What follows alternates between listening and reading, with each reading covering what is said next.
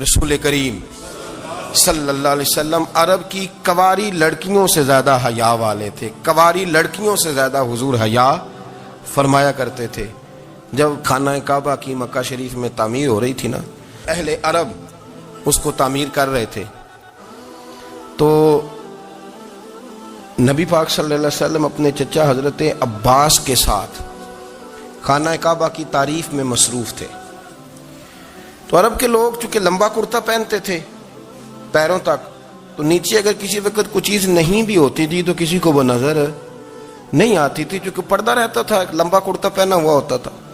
تو جب بچے، سرکار کی عمر مبارک بھی ابھی تھوڑی تھی، تو اس طرح بچے جب نکلتے تو وہ کئی دفعہ اپنی تہمت اتار دیتے نیچے سے، اور کوئی مزدوری کرنے لگتے تو 3-4 طے کر کے نا تہمت کی کندھے پہ رکھ لیتے. جس طرح کبھی دیہاتوں میں لوگ کپڑا سر پہ رکھتے تھے کہ اوپر اگر کوئی وزنی چیز رکھیں گے تو وہ تکلیف نہیں دے گی.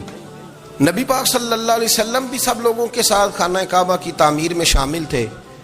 تو حضرت عباس رضی اللہ تعالیٰ عنہ نے کہا حضور سے، ابھی اللہ نے نبوت بھی نہیں فرمایا تھا، بھتیجے آپ بھی تہمت اتاریے، یہ صحیح مسلم میں حدیث موجود، اور اس کو کندھے پہ رکھ لیجیے، آپ اینٹیں اٹھا اٹھا کے لا رہے ہیں تو ذرا آپ کو تکلیف نہیں ہوگی. تو سرکار دو عالم صلی اللہ علیہ وسلم سے یہ بات کہی، اور پھر جلدی سے حضور کی تہمت کو نکال کے نا، حالانکہ لمبا کرتا پہنا ہوا ہے، تو وہ جیسے ہی ان کے کندھے پہ رکھا اینٹیں رکھنے کے لیے، تو سرکار تو زمین پہ گر گئے، بے ہوش ہو گئے، آنکھیں آسمان کی طرف، اور پھر حضور پکار رہے ہیں آزاری آزاری آزاری، میرا تہمت دے دو، میرا تہمت دے دو. کبھی کوئی شخص اس وجہ سے بھی بے ہوش ہوا ہے کہ میرے وجود سے کپڑا اتر گیا ہے؟ حالانکہ سرکار پر وہ بے ہوشی بھی نبی پاک کا وہ جو غلبہ ہے نا شرم و حیا کا، اس کی وجہ سے ہوا، ورنہ تو حضور فرماتے ہیں کہ میری آنکھیں سو جاتی ہیں، دل تو میرا اس عالم میں بھی جاگتا رہتا ہے. تو سرکار زمین پہ تشریف لے آئے، آنکھیں میرا تہمت دے دو، میرا تہمت دے دو. تو جلدی سے انہوں نے تہمت دیا تو حضور نے باندھ لیا. پھر طبیعت مبارک میں تسلی ہوئی، یعنی ہم اس رسول کے غلام ہیں کہ جن کے تو وجود سے کپڑا اتر جائے تو حضور برداشت نہیں کرتے، قبول نہیں فرماتے، تکلیف شروع ہو جاتی. لیکن یہاں نوجوان ہیں اور بڑا قد کاٹ ہے اور بڑے بڑے سمجھدار لوگ ہیں، گرمی آتی ہیں تو شارٹ کپڑے پہن کے گھومتے ہیں. ان کو خیال نہیں کہ یہ وہ والا لباس ہے جو باہر تو کیا گھر میں اماں کے سامنے نہیں پہننا چاہیے، بہنوں اور بیٹیوں کے سامنے نہیں پہننا چاہیے. آپ کی گفتگو میں شرم و حیا ہو، آپ کے لب و لہجے کے اندر حسن ہو. آپ کو پتہ ہے نبی پاک صلی اللہ علیہ وسلم نے فرمایا میری امت میں سب سے زیادہ حیا کرنے والے عثمان غنی ہیں. عثمان غنی سب سے زیادہ حیا کرنے والے. آپ فرمایا کرتے تھے جب سے حضور کا چہرہ دیکھا ہے میں نے کبھی اپنی شرمگاہ بھی نہیں دیکھی، میں نے آنکھوں کا وضو نہیں توڑا، اور جب سے حضور کے دست مبارک میں نے بیعت کے لیے سیدھا ہاتھ بڑھایا تو پھر سیدھا ہاتھ میں نے کبھی گندگی کو نہیں لگایا. حیات. آپ باتھ روم کے اندر بھی غسل فرماتے تھے تو کپڑوں سمیت کرتے تھے. کسی نے کہا حضرت جی واش روم کے اندر کیوں نہیں کپڑے اتارتے؟ آپ فرمانے لگے باہر بندوں سے حیا کرتا ہوں، اندر جاتا ہوں تو رب سے حیا آنی شروع ہو جاتی، وہ تو دیکھ رہا ہے نا. تو میں جو بات آپ کی خدمت میں عرض کرنا چاہتا ہوں اس کو آپ سمجھیے گا میرے عزیز، کہ شرم والا مزاج، گفتگو بھی شرم والی، آنکھیں بھی شرم والی، لباس بھی شرم والا، دوستی یاری بھی شرم والی، بہت ساری ایسی باتیں. دیکھیں نا آپ ذرا، میں نے کہا کہ باتوں کو سن کے گزر نہ جایا کریں، اس کی گہرائی پر غور کریں. اور نبی رحمت علیہ السلام کی پہلی بات نہیں بیویوں کی آنکھوں میں آنسو پیدا کر دیے. حضور فرمانے لگے سنو، جب کوئی عورت بچہ پیدا کر لیتی ہے تو رب اسے اتنا ہی درجہ دیتا ہے جتنا ایک شہید کو درجہ عطا کرتا ہے. اور فرمایا جب وہ عورت اس کا بچہ آ جاتا ہے، اب وہ رات کو روتا ہے، وہ اٹھتا ہے، پخانہ اور پیشاب کرتا ہے، اپنے وجود کو آلودہ کر لیتا ہے، تو نبی پاک صلی اللہ علیہ وسلم فرمانے لگے وہ عورت یہ فکر نہ کرے کہ وہ دیکھو مرد تو آرام سے سویا ہوا ہے اور میں اٹھ کے بچے کو صاف کر رہی ہوں، پخانہ پیشاب دھو رہی ہوں. میرے محبوب نے ہر مرتبہ فکر کو، حضور نے زندگی کے ہر شعبے سے تعلق رکھنے والے آدمی کو عزت دی. فرمایا بیبیو جب تم رات کو اٹھ کے اپنے بچے کی خدمت کرتی ہو، دودھ ڈال کے دیتی ہو، پخانہ اور پیشاب صاف کرتی ہو، تو فرمایا رب تمہیں اتنا ہی اجر دیتا ہے جتنا ساری رات مصلی پہ کھڑے رہنے والے عبادت گزار کو اجر عطا فرماتا ہے. اتنا اللہ تمہیں اجر دیتا ہے ہر شخص کے حصے میں. ہر شخص کے حصے میں میرے نبی پاک نے عزت لکھی، ہر شخص کے حصے میں۔ رسول پاک نے وقار، رشتوں کو حضور نے اتنا مضبوط کر دیا، اتنا مضبوط کر دیا کہ رشتے رشتے نہیں درد بن گئے۔ ماں کا نام آتا ہے تو آنکھوں میں آنسو آ جاتے ہیں نا، ماں کا نام آتا ہے تو دل تڑپتا ہے نا۔ یار یہ انقلاب ہے جو میلاد والے رسول نے برپا کیا، ورنہ حضرت طارق ابن عبداللہ کہتے ہیں میں حضور کے اعلان نبوت سے پہلے بھی مکے آیا تھا۔ آپ فرماتے ہیں میں نے ایک بوڑھی عورت کو، ایک نوجوان کو گلے میں رسی ڈال کے گھسیٹ کے لے جاتے دیکھا، تو میں نے اس سے کہا کہ یہ کیا کر رہے ہو، کون ہے یہ بی بی، کیا مسئلہ ہے؟ تو وہ کہنے لگا جی میری اماں ہے، بوڑھی ہو گئی ہے، کسی کام کی نہیں رہی تو بیچنے جا رہا ہوں، چلو کسی کے برتن جب مانجے گی تو میرے تو پاس کچھ نفع آئے گا نا بیچنے۔ یہ داستانیں نہیں، ابھی بھی جن لوگوں کی طبیعت سخت ہوتی ہے وہ قتل نہیں کر دیتے ماں باپ کو۔ واقعہ سنے نا آپ نے کہ ابا میرے نام زمین نہیں کر رہا تو مار دیا۔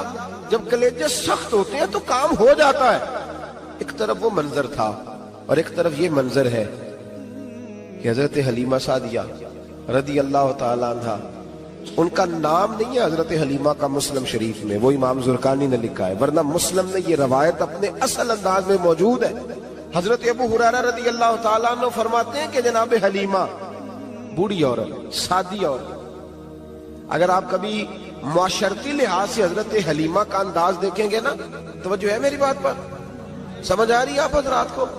جو ہمارا معاشرتی ماحول ہے نا، معاشرتی ماحول، تو حضرت حلیمہ سعدیہ رضی اللہ تعالیٰ عنہ کی حیثیت آج کے معاشرے میں اگر دیکھی جائے تو ایک آیا، بچوں کو پالنے والی آیا نہیں ہوتی، وہ آیا تھی۔ اسکول میں ایک آیا ہوتی ہے، جب بچہ چھوٹے ہمارے پرائیویٹ سکولز میں بچے جاتے ہیں تو عورت سنبھالتی ہے، دودھ ڈال دیتی ہے، کئی دفعہ فیڈر بھی پلا دیتی ہے، بچہ اگر پخانہ پیشاب کرتا ہے تو خدمت کرتی۔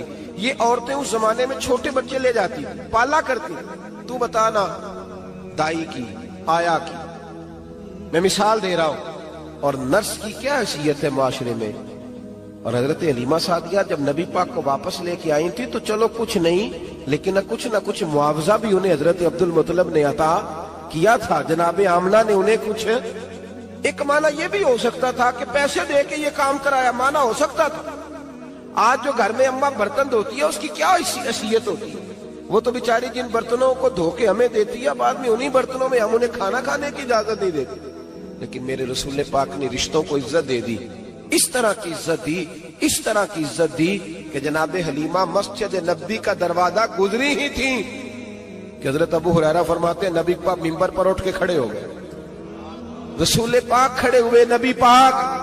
میں کبھی کبھی یہ روایت دیکھتا ہوں تو میرا دل کرتا ہے میں اپنے آپ سے پوچھوں، میرا دل کرتا ہے میں اپنے یاروں دوستوں خطباء سے، واعظین سے، پیروں سے، مشائخ سے پوچھوں کہ تو بھی بتا، جب تو شاگردوں کو پڑھا رہا ہوتا ہے اور تیرے ابا جی آتے ہیں تو کبھی اٹھ کے کھڑا ہوا ہے؟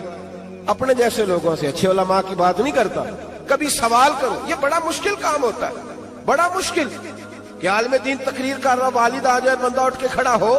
لیکن رسول پاک نے عزتیں دی، وقار دیا۔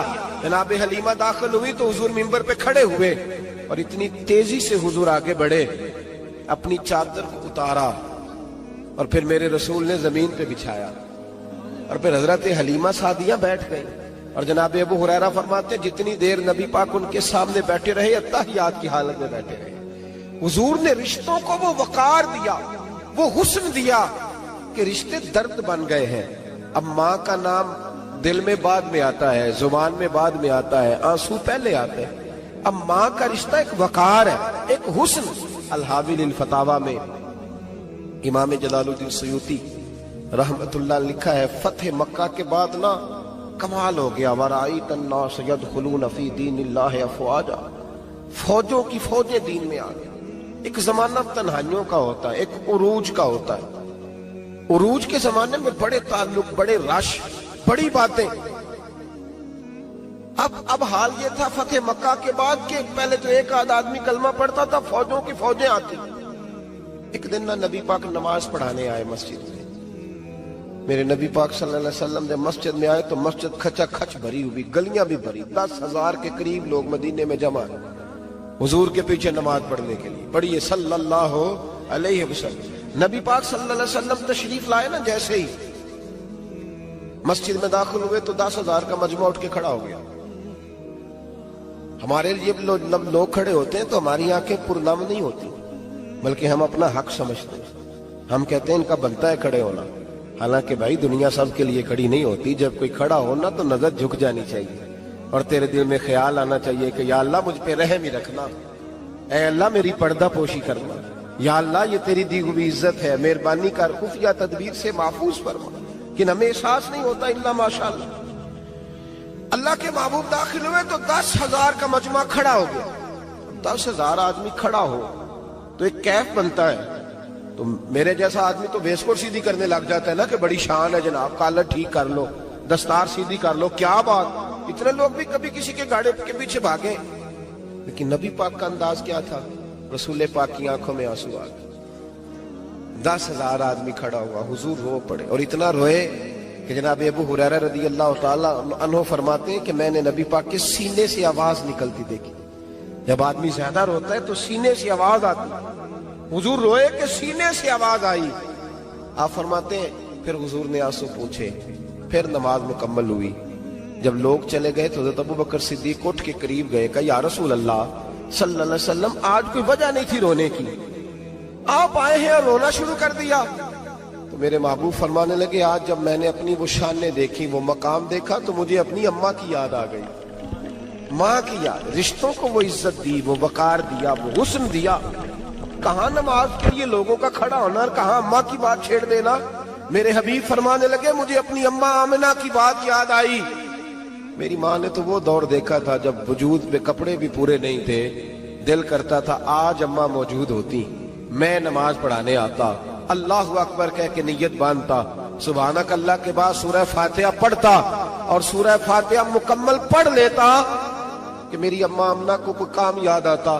وہ پردہ سرکا کے کہتی بیٹا محمد میری بات تو سننا. تو محبوب فرماتے اللہ کی عزت کی قسم میں نماز چھوڑ دیتا، پہلے ماں کی بات سن کے آتا. میں چھوڑ دیتا نماز. وقار دے دیا، وقار، وہ حسن بخشا، وہ توانائی بخشی. عرب کے اندر سال کے بعد عورتوں کا ایک میلہ لگتا تھا خانہ کعبہ کے پاس. صرف عورتیں اکٹھی ہوتی تھی، میلہ لگا ہوا تھا. ایک تورات جاننے والا یہودی عالم بھی آیا ہوا تھا. وہ بیویوں کے مجمع پہ نظر ڈال کے کہنے لگا بیویوں مرد کا کام تو کوئی نہیں عورتوں کے مجمع میں بات کرنا، لیکن میں تمہیں ایک پیغام دینے لگا ہوں. اللہ کے آخری رسول جو مکے میں پیدا ہونے والے ہیں ان کے آنے کا وقت قریب آ گیا ہے. وہ بیوی بڑی خوش نصیب ہوگی جنہیں ان کی رفاقت ملے گی. عورتوں نے جب دیکھا کہ مرد آ گیا عورتوں کے میلے میں تو انہوں نے ڈانٹا جھڑکا، کہا چل اٹھا اپنی کتابیں اور نکل جا. حضرت خدیجہ کہتی ہیں باقیوں نے ڈانٹا پر میں نے بات پلے سے باندھ لی. میں نے پلے سے باندھ لی اور میں انتظار کرنے لگی کہ اللہ کرے وہ نصیب میرے ہی ہو، اللہ کرے مقدر میرا ہی کھلے. آپ فرماتی میں تسبیح پڑھتی، درود پڑھتی. میں اس زمانے میں جو اللہ کا ذکر جس طرح ہوتا تھا وہ میں شروع کرتی اور جب فارغ ہوتی تو میں التجا کرتی کہ اللہ میرے نصیبے کھول دے. کہتی ہیں آہستہ آہستہ آہستہ آہستہ میں حضور کی تعریف سننے لگی. آہستہ آہستہ تعریف سننے لگی. نبی پاک صادق ہیں، امین ہیں، سچے ہیں، دیانتدار ہیں. اس برے اور میلے معاشرے میں بھی وہ سب سے اعلیٰ بھی ہیں اور سب سے اجلے بھی ہیں، وہ سب سے پاکیزہ ہیں. میں سننے لگی تعارف. آہستہ آہستہ میں ان کی گرویدہ ہونے لگی. ادھر نبی پاک صلی اللہ علیہ وسلم اپنے چچا جناب ابو طالب کے پاس رہتے تھے. قحط آ گیا، حالات بگڑ گئے. حضور سید عالم صلی اللہ تعالی علیہ وسلم سے چچا کہنے لگے بیٹے اگر مال تجارت لے کے شام جاؤ تو بڑا نفع کماؤ گے، ہمیں ضرورت بھی ہے، اور اگر ہو سکے تو ختیجہ کا مال لے کے جاؤ. نبی پاک نے کہا چچا میں نہیں کہوں گا کسی سے جا کے، میں نہیں کہتا کسی سے جا کے، جو میرے نصیب میں ہوگا میرا رب خود عطا فرمائے گا، میں نہیں کہوں گا. مصطفیٰ نے تو نہیں کہا. حضرت ختیجہ رضی اللہ تعالیٰ عنہ کہتی ہیں میں نے خود اپنی خادمہ کو بھیجا. میں نے کہا جا کے پوچھو تو صحیح کہ میرا مال قبول ہوتا بھی ہے کہ نہیں. پوچھو. نبی پاک صلی اللہ علیہ وسلم سے پوچھا. حضرت ختیجہ کی خواہش ہے کہ آپ مال لے کے جائیں. حضور نے قبول کر لیا. جناب ختیجہ الکبریٰ رضی اللہ تعالیٰ عنہ کے غلام تھے، میسرہ ان کا نام تھا. جناب ختیجہ نے ان کو ساتھ بھیجا. فرمایا ایک 3 باتیں ارشاد فرمائی. ایک تو فرمایا سارا رستہ غور سے دیکھنا میرے نبی کے ساتھ کیا معاملات درپیش ہوتے ہیں. ابھی اعلان نبوت نہیں کیا. فرمایا ذرا غور کرنا, میرے مصطفیٰ کا مطالعہ کرنا اور مجھے واپس آ کے سبق سنانا. وہ جو تم نے چہرہ بددعا کی تلاوت کی ہو, ذرا مجھے واپس آ کے سنانا. جنہاں نے دل پر جانی ڈٹھا ہو اکھیاں ہی تک لیاں, تو ملے ہوں تے ساجن ملیا ہوں ناساں لگ پئیاں. ذرا جا کے نا تلاوت کرنا اور مجھے دکھ. اور دوسرا فرمایا تم میرے غلام ہو تو مصطفیٰ کے بھی غلام بن کے رہنا. میں سنتی ہوں کہ کردار کے, افکار کے, نظریات کے, عظمت کے بلند و بالا, وہ جیسے کہیں ویسے کرنا. اور تیسری حضرت خدیجہ نے نصیحت فرمائی. فرمایا محمد ابن عبداللہ صلی اللہ علیہ وسلم کی رائے سے اختلاف نہ کرنا. یہ چلتے ہوئے معاہدہ کیا, جو وہ کہہ دے سو کر جانا. غلام کہتے ہیں میں ساتھ گیا, باتیں میں نے سن لی, لیکن جب سفر شروع ہوا نا, ابھی چند منزلیں طے ہوئی تھی, میں نے کہا ختیجہ آپ نے کیا نصیحت کرنی تھی, ان کے ساتھ جو رہے گا وہ ان کا غلام ہی بن جائے گا. ان کے ساتھ جو رہے گا تو اجے میرا محبوب نہیں ڈٹھا جن ویکھ کے چن شرماوے, جے رکھے ہاتھ پھلاں وچ ہاتھ نال پھلاں رل جاوے, تے ادھی راتی چن چڑھ جاندے جدوں جلوہ فرماوے. مایا جو بھی ساتھ رہتا غلام ہو جاتا. میں سرا کہتے میں گیا, تجارت شروع ہوئی. کہتے ہیں نبی پاک صلی اللہ علیہ وسلم جب منڈی میں پہنچے تو لوگ قسمیں اٹھا اٹھا کے مال بیچ رہے تھے. اللہ کے محبوب جب گئے نا تجارت کرنے, تو ایک آدمی کہنے لگا چلو معاذ اللہ بتوں کے نام تھے لات و منات, کہنے لگا لات کی, عزا کی, منات کی قسم اٹھاؤ. تو نبی پاک فرمانے لگے ان کی قسم اٹھاؤں جن کا میں نام لینا بھی پسند نہیں کرتا. ابھی اعلان نبوت نہیں کیا. اور فرمایا ویسے بھی میں قسم دے کے مال نہیں بیچتا, خریدنا ہے تو خریدو, نہیں خریدنا تو نہ خریدو. کہتے ہیں لوگ قسمیں اٹھا اٹھا کے پیچھے جاتے تھے, پر میرے نبی جس سے رخ پھیرتے تھے وہ نبی پاک کے پیچھے ہو جاتا تھا. ماتے کئی گنا زیادہ نفع کمایا. ہم رستے میں تھے, حضور ایک درخت کے نیچے آرام کرنے لگے. ایک عیسائی راہب غار میں بیٹھا تھا, نکل کے آ گیا. مجھ سے کہنے لگا مجھے وہ جانتا تھا. میں سنا یہ کس کو ساتھ لائے, یہ کون ہے؟ میں نے کہا اہل قریش کے ایک معزز آدمی ہے. کہنے لگے یار جس درخت کے نیچے یہ لیٹے ہوئے ہیں, یہاں عام آدمی نہیں لیٹ سکتا, یہاں وہی لیٹے گا جو اللہ کا سچا رسول ہوگا. یہاں دوسرا کو لیٹ ہی نہیں سکا. یہ رسول ہے, ان کا خیال رکھنا, خیال رکھنا. کاش میں اس وقت تک زندہ رہوں جب یہ نبوت کا اعلان کریں. میسرہ کہتے ہیں میں غلام ہو گیا. نبی پاک صلی اللہ علیہ وسلم کی ادائیں مجھے بھانے لگی. جب واپسی پہ نکلے تو گرمی بڑی شدید تھی. فرماتے ہیں جب دھوپ تیز ہوتی تو بادل کا سایہ آ کے حضور پہ سایہ کر دیتا. بادل کا ٹکڑا نبی پاک پہ. اللہ جانے کہاں بیٹھ کے لوگوں نے کتابیں پڑھی ہیں جو کہتے ہیں 40 سال کے بعد نبی بنے تھے. پتہ نہیں کہاں بیٹھ کے کتابیں پڑھی ہیں. ہم نے تو جو سیرت پڑھی ہے وہ بتاتی ہے کہ تیری حیات پاک کا ہر لمحہ پیغمبر لگے, ہر لمحہ پیغمبر لگے. یہاں تو وہ لوگ جو کئی سال پہلے 20 اور 25 سال پہلے حضور سید عالم صلی اللہ علیہ وسلم کی رفاقت میں رہے, وہ اعلان کر رہے. لوگ پتہ نہیں کہاں بیٹھ کے کتابیں پڑھتے ہیں, کہاں بیٹھ کے. میرے نبی پاک سے صحابہ نے پوچھا حضور آپ کب نبی تھے؟ فرمایا ابھی آدم کی مٹی گوندی جا رہی تھی, ابھی آدم کی مٹی گوندی جا رہی تھی, میں تب بھی اللہ کا رسول تھا.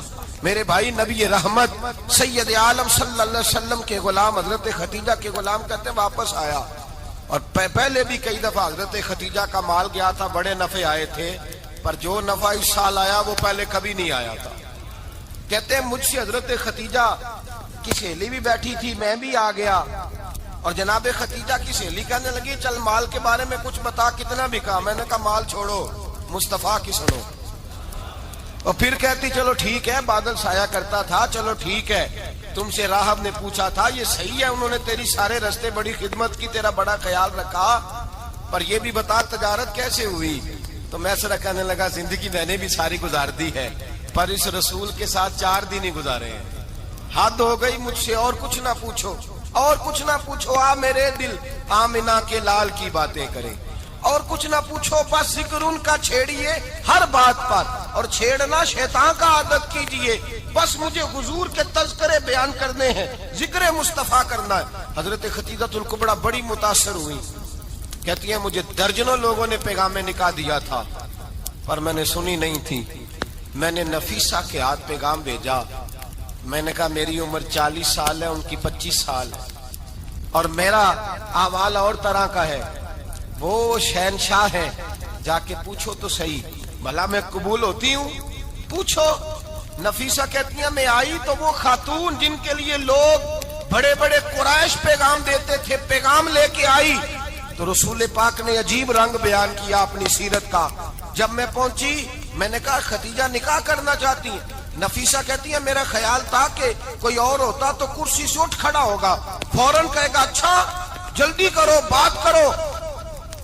जब मैंने आके कहा ना हुजूर खदीजा निकाह करना चाहती है, तो नबी पाक ने मेरी तरफ देखा, फरमाया वो कहती है कि तुम कहती हो? कहा वो कहती हैं। तो हुजूर ने फरमाया ठहर जाओ, मैं अपने चचा से पूछ के बताऊंगा, मैं मशवरा करूंगा, मैं पूछ के बताऊंगा। आज बच्चों को कुछ सबक बड़े याद हैं। कहते हैं पसंद की शादी करना हजरत साहब नाजायज है, पसंद की शादी करना को नाजायज है। और मैंने कहा भाई सिर्फ एक ही जायज चीज रह गई और कोई शय जायज नहीं।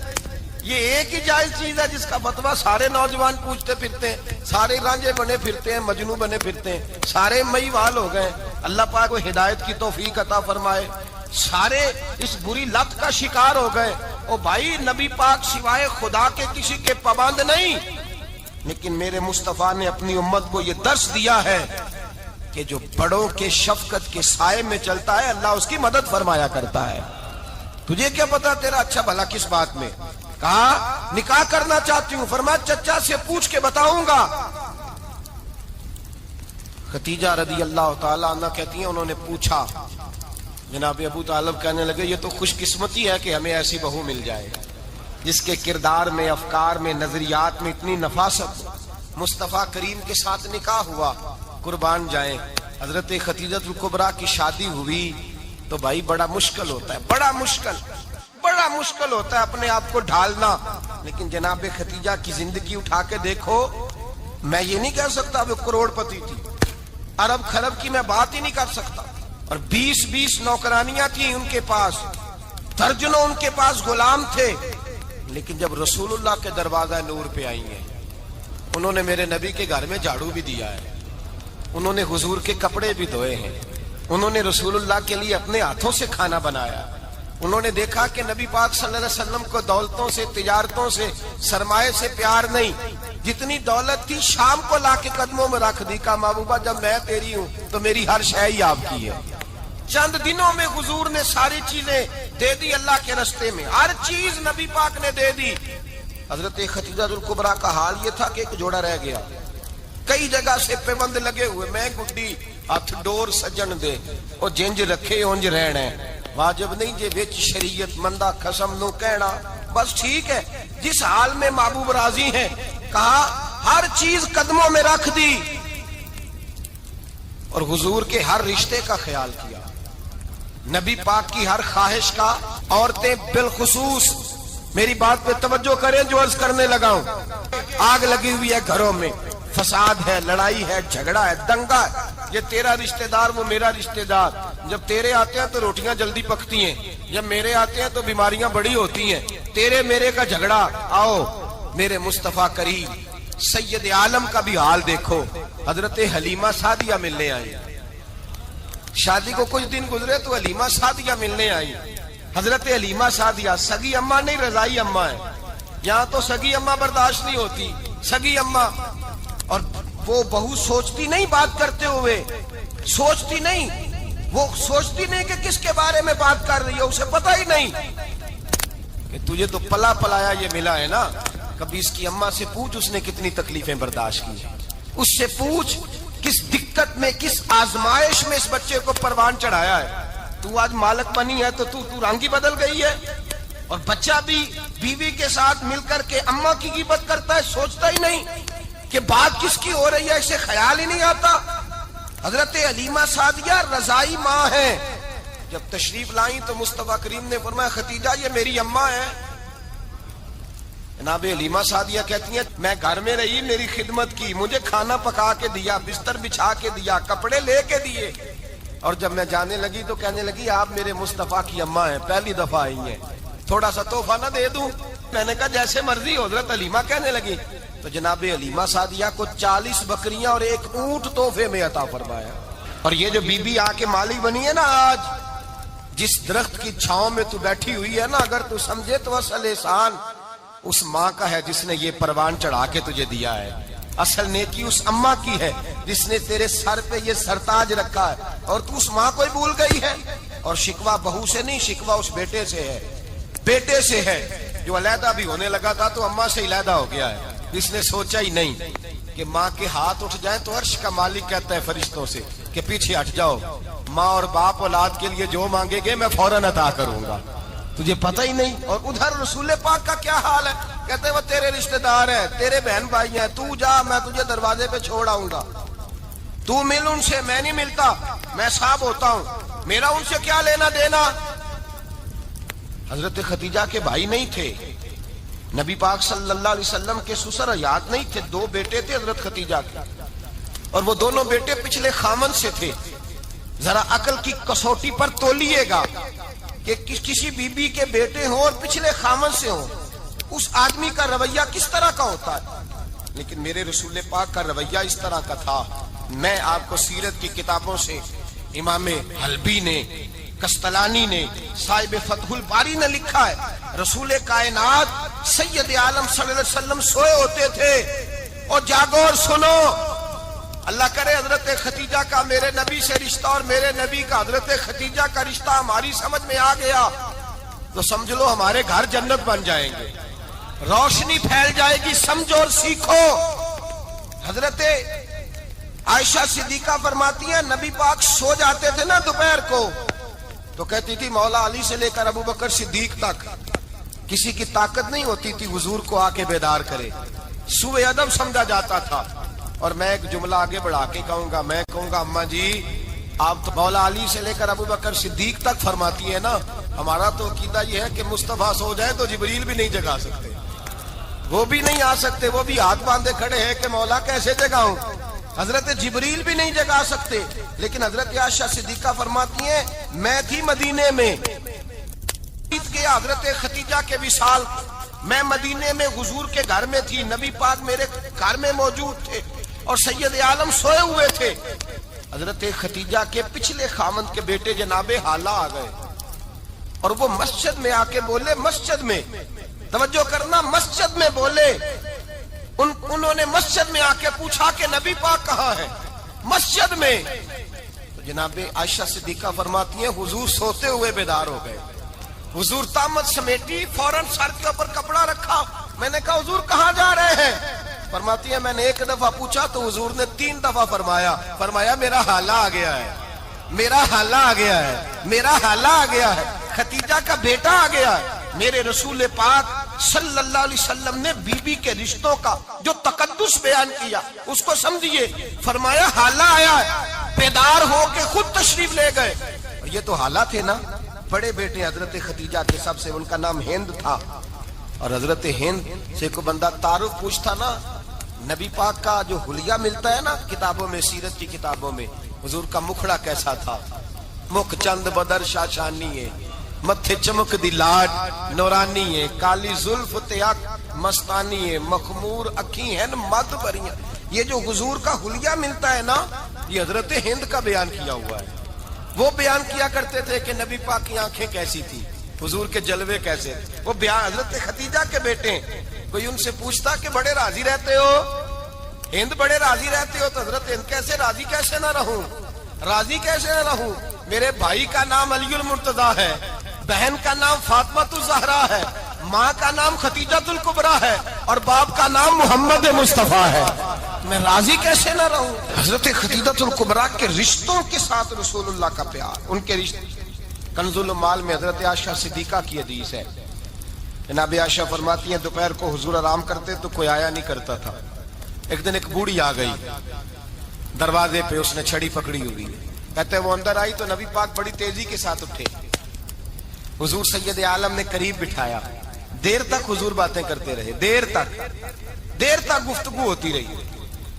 فرماتے ہیں حضور نے اسے کوئی اضافی وقت دیا، عام صحابہ اس وقت آتے نہیں تھے، حضور کے آرام کا وقت تھا، اضافی وقت دیا نبی پاک نے، اور فرماتے ہیں جب وہ جانے لگی تو نبی پاک نے تحفے بھی عطا فرمائے، اور پھر ایک غلام سے، حضرت بلال سے یا کسی غلام سے فرمایا کہ ساتھ جاؤ اور گھر چھوڑ کر کے آؤ۔ نبی پاک صلی اللہ علیہ وسلم نے اعزاز دیا۔ حضرت عائشہ صدیقہ فرماتی ہیں دیر تک ملاقات بھی، تحفے بھی، انفرادی ملاقات۔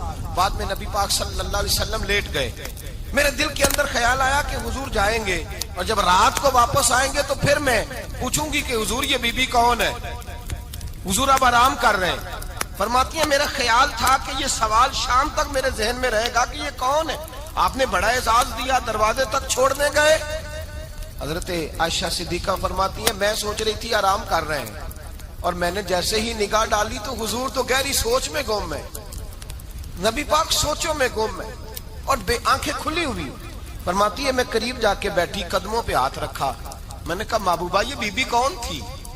اتنی دیر آپ نے ملاقات کی اور وہ چلی گئی ہے تو ابھی خیالات ہیں، تصورات ہیں۔ فرماتی ہے میں نے پوچھا تو مصطفیٰ کی آنکھوں میں آنسو آ گئے، نبی پاک رو دیے، اٹھ کے بیٹھ گئے۔ میں نے کہا حضور کیا ہوا؟ میں نے تو آپ کو پریشان کر دیا، میں معذرت چاہتی ہوں۔ حضور نے فرمایا عائشہ ایسی کوئی بات نہیں، اس بی بی کے بارے میں پوچھتی ہو جسے میں نے زیادہ عزت دی ہے، زیادہ پیار کیا ہے، ذرا زیادہ اس کے ساتھ میں نے توجہ کی ہے۔ ہاں یا رسول اللہ میں نے انفرادی رنگ دیکھا ہے، روٹین سے بڑھ کر آپ نے محبت فرمائی۔ تو میرے مصطفیٰ نے فرمایا یہ جو عورت آئی تھی نا، جو میرے پاس بیٹھی رہی ہے، یہ میری زوجہ جناب ختیجہ کی سہیلی ہے، یہ حضرت ختیجہ کی سہیلی ہے، جناب ختیجہ کی سہیلی۔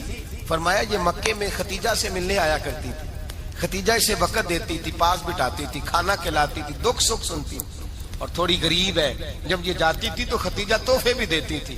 فرمایا آج جب یہ آئی ہے تو ختیجہ کی یادیں تازہ ہو گئی، دیر تک میں نے اس سے بات کی ہے، گفتگو کی، جاتے دفعہ تحفہ دیا ہے، اس لیے کہ حسن العہد من الایمان، اچھے طریقے سے وعدہ نبھانا یہ بھی ایمان کا حصہ ہے، اچھے طریقے سے عہد نبھانا، تعلقات نبھانا یہ بھی ایمان کا حصہ ہے۔ حضرت ختیجہ کی سہیلیوں سے رسول اللہ صلی اللہ علیہ وسلم کا رشتہ، پہلی وحی نازل ہوئی نبی پاک پر۔ اب حضور جب ابتدائے وحی کے ایام آئے تو حضرت ختیجہ فرماتی ہیں رسول پاک غار حرا میں چلے جاتے، کئی کے دن وہاں رہتے، پہلی وحی آئی تو قرآن مجید کی تاثیر یہ ہے کہ لو انزلنا ھذا القرآن علی جبل لرأیتہ خاشعا متصدعا من خشیۃ اللہ، فرمایا اگر میں پہاڑوں پہ نازل کروں قرآن کو تو وہ بھی میرے خوف سے ریزہ ریزہ ہو جائے، اتنی تاثیر ہے۔ جب حضور کے قلب اطہر پر آیا تو نبی پاک کامتے ہوئے گھر آئے، زملونی زملونی، مجھے چادر اڑاؤ چادر اڑاؤ۔ حضرت ختیجہ نے چادر دی، بیٹھ گئے، کہا ختیجہ آج کوئی آنے والا آیا ہے، ایک اور بسم ربک الذی خلق، یہ آیات اس نے مجھے دی ہیں اور میں بڑے خوف کے عالم میں ہوں۔ حضرت ختیجہ کے لفظ بڑے حسین ہیں، جناب ختیجۃ الکبریٰ رضی اللہ تعالیٰ عنہ کیا فرماتی ہیں؟ کہتی ہیں یا رسول اللہ صلی اللہ علیہ وسلم آپ غم نہ کریں، رب آپ کو رسوا نہیں کرے گا، عزتیں عطا کرے گا۔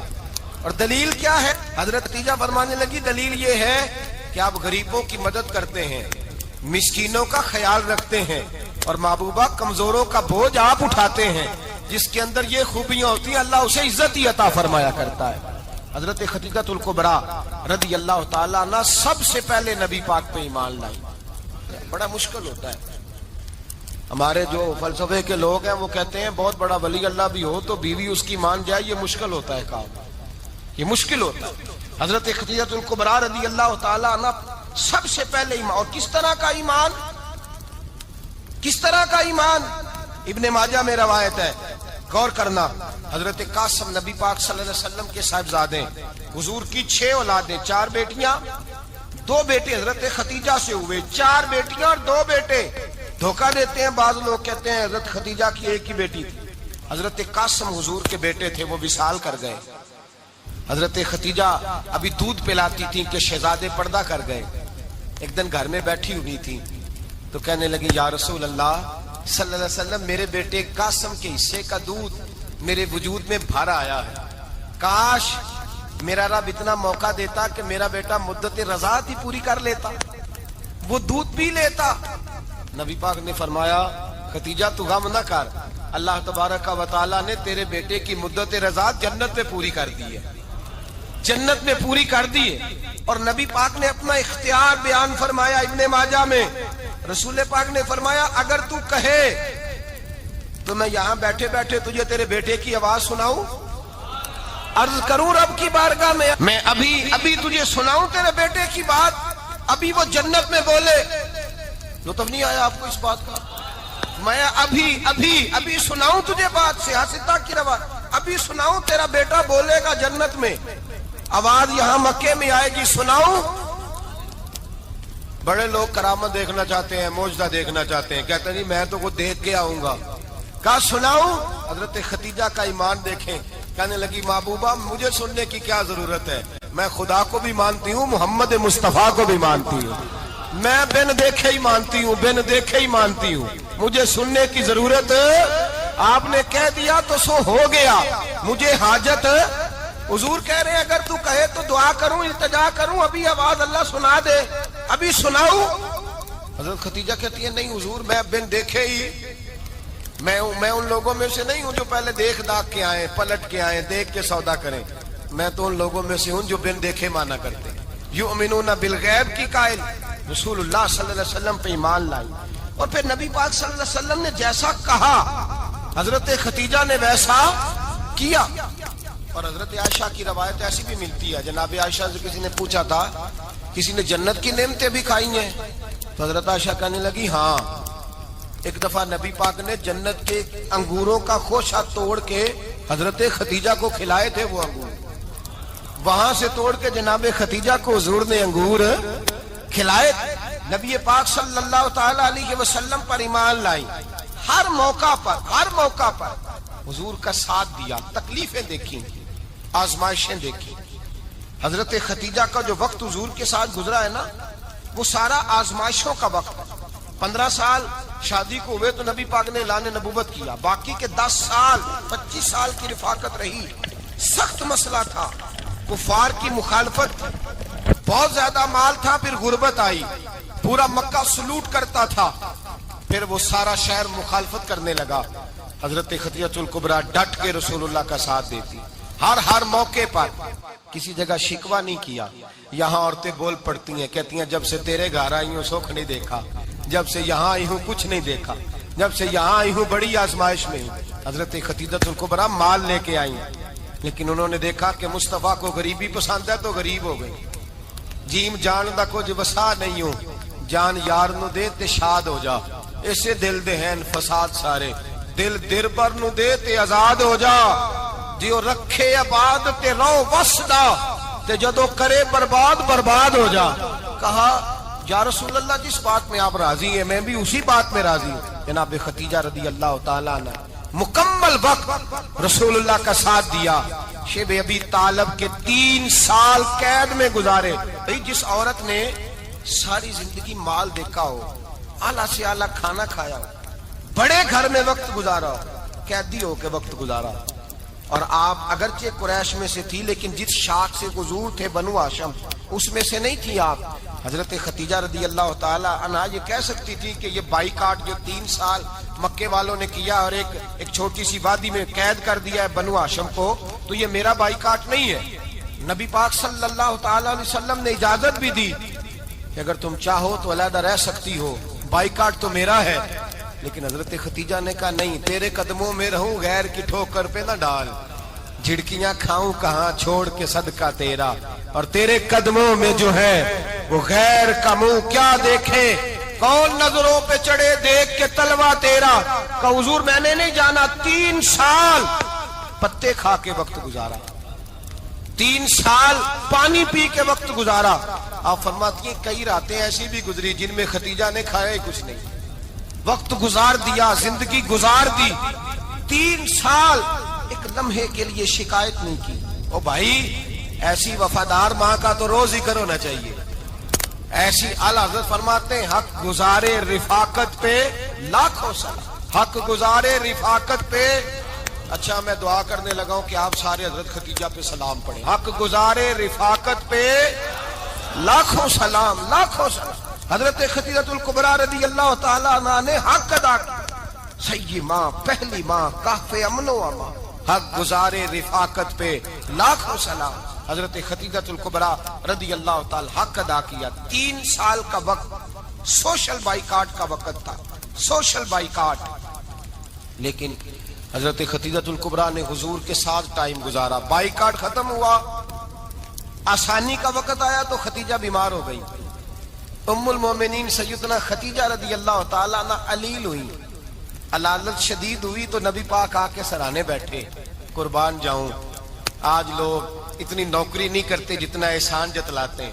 کہتے ہیں وہ فلاں مولوی صاحب کو روٹی میں دیا کرتا تھا, وہ فلاں آدمی کے ساتھ اس کو تو آگے پہنچایا ہی میں نے.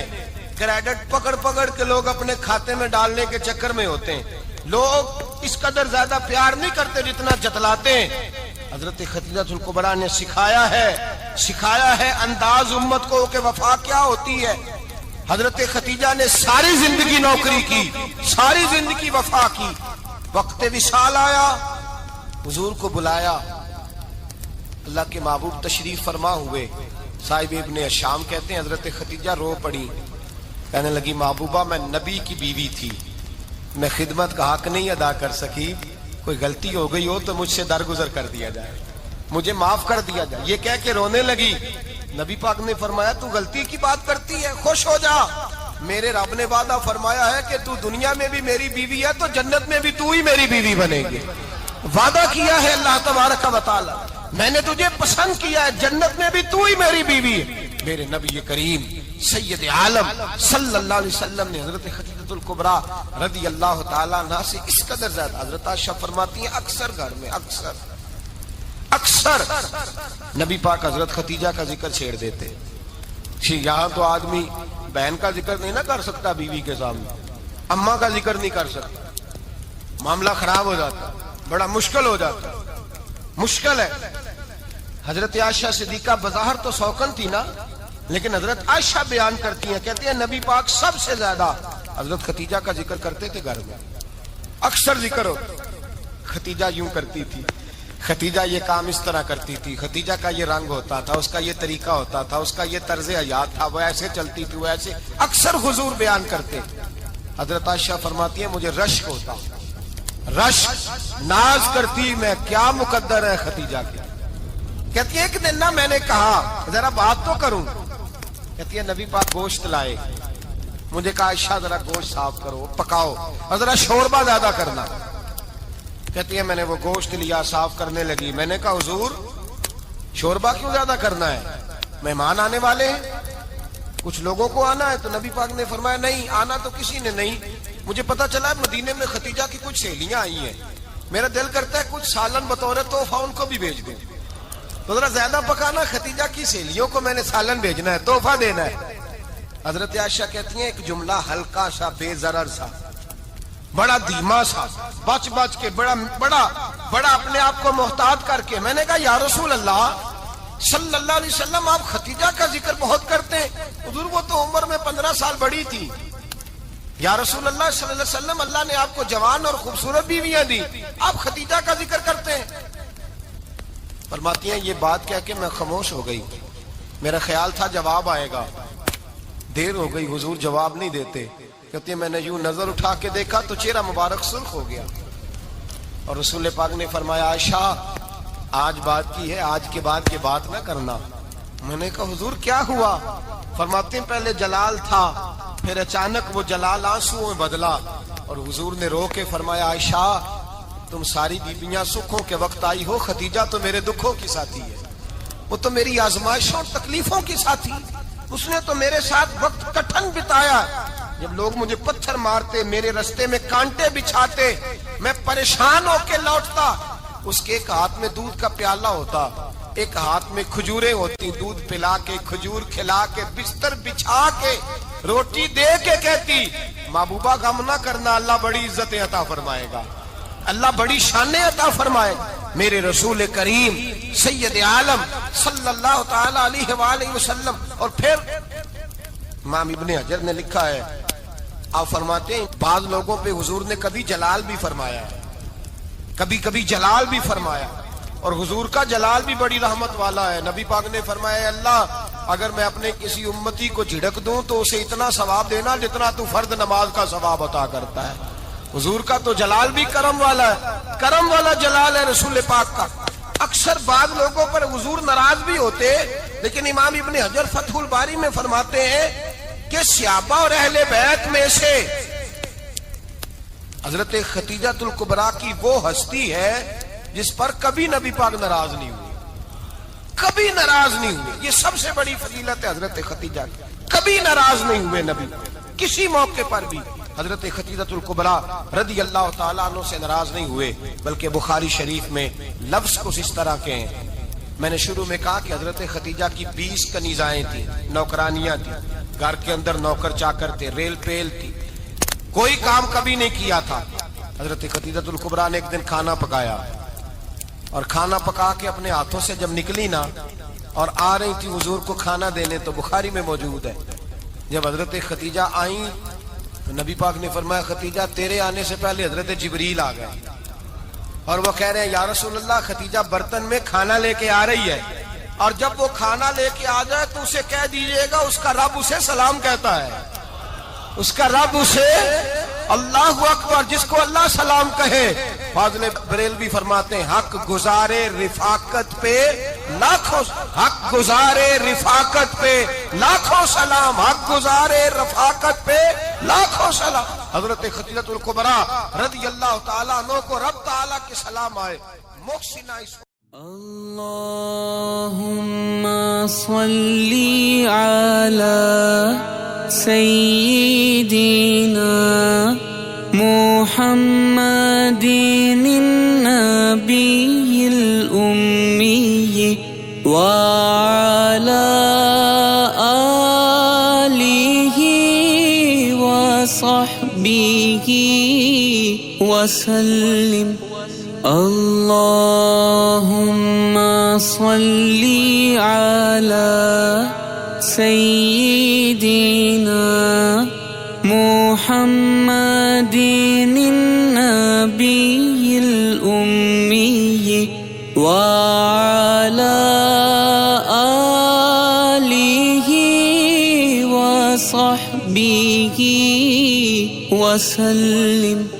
اللهم صل على سيدنا محمد النبي الأمي وعلى آله وصحبه وسلم۔ اللهم صل على سيدنا محمد النبي الأمي وعلى آله وصحبه وسلم۔ اللهم صل على سيدنا محمد النبي الأمي وعلى آله وصحبه وسلم۔ اللهم صل على سيدنا محمد النبي الأمي